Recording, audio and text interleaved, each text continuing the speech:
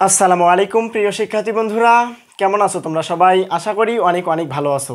তো ফাইনালি তোমাদের অটোপাস ঘোষণা হয়ে গেছে, তোমরা অটোপাস পেয়ে গেছো, এটা ঘোষণা হয়ে গেছে শিক্ষামন্ত্রী।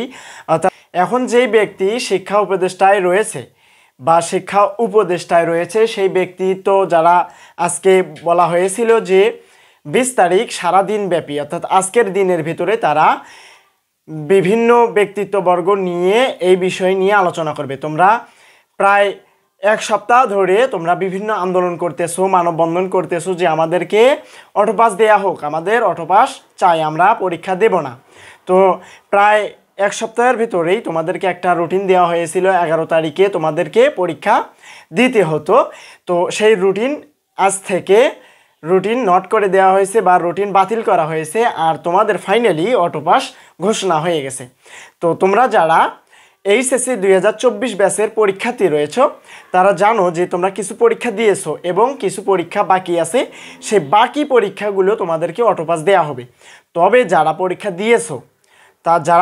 দিয়েছো তাদের ওই পরীক্ষা যে রেজাল্ট আসবে সেই রেজাল্টের উপর ভিত্তি করে, তোমাদের এসএসসির রেজাল্টের উপর ভিত্তি করে তোমাদেরকে এই যে বাকি যে পরীক্ষাগুলো হওয়ার কথা ছিল সেইগুলোর রেজাল্ট দেয়া হবে।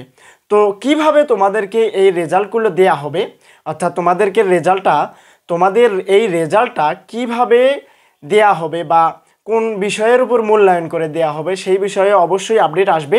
সেই আপডেটটি আসা মাত্রই আমি এই চ্যানেলে তোমাদেরকে জানিয়ে দেওয়ার চেষ্টা করব। তো তোমরা জেনে রাখো যে তোমাদের এইচএসসি ব্যাচ পরীক্ষার্থী 2024-এ যারা পরীক্ষা দিচ্ছ তারা জেনে রাখো যে তোমাদের অটোপাস অলরেডি ঘোষণা হয়ে গেছে।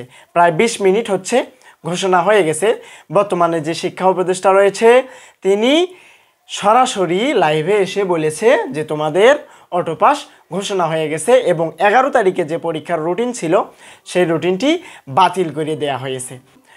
তো দেখা হবে আবারও নতুন আপডেট ভিডিও নিয়ে। সেই পর্যন্ত সবাই সুস্থ থাকবা, ভালো থাকবা এবং নতুন নতুন আপডেট আসবে এই চ্যানেলে।